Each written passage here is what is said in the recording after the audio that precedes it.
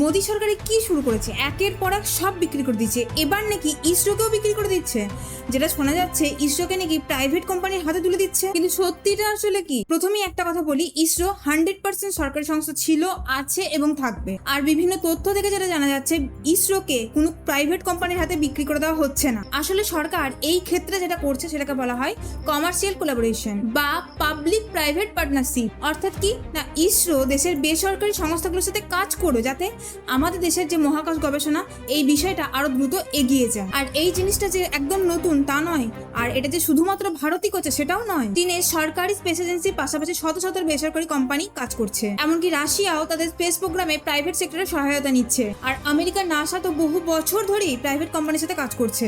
আর এখন ভারত সেই একই মডেলে এগিয়ে যেতে চাইছে। টাটা বা এলএনটির মতো কোম্পানিগুলো যদি বিভিন্ন রকেটের যন্ত্রাংশ বা স্যাটেলাইট তৈরির দায়িত্ব নেয়, তাহলে ইসরোর বিজ্ঞানীদের এই ছোটখাটো উৎপাদনের দিকে সময় দিতে হবে না। ফলে ভবিষ্যতে তারা আরো সময় দিতে পারবে চন্দ্রযান, গগনযান, মঙ্গলযান এবং আরো নতুন গবেষণায়। অর্থাৎ এক্ষেত্রে সরকারের লক্ষ্য ইসরোকে দুর্বল করে দেওয়া নয়, ইসরোকে আরো শক্তিশালী এবং কার্যকর করে তোলা। তাই একটাই কথা বলবো, সমালোচনা অবশ্যই করুন, কিন্তু তথ্যের ভিত্তিতে, গুজবের ভিত্তিতে নয়। তাই পরের বার যদি আপনাকে কেউ বলতে আসে যে ইসরোকে বিক্রি করে দিচ্ছে, তাহলে তার উত্তরটা অবশ্যই তথ্য দিয়ে দেবেন। ইসরো আমাদের গর্ব ছিল, আছে, থাকবে। আর একটাই কথা বলবো, দেশের সাফল্যকে রাজনীতির চোখ দিয়ে নয়, ভারতের চোখ দিয়ে দেখুন।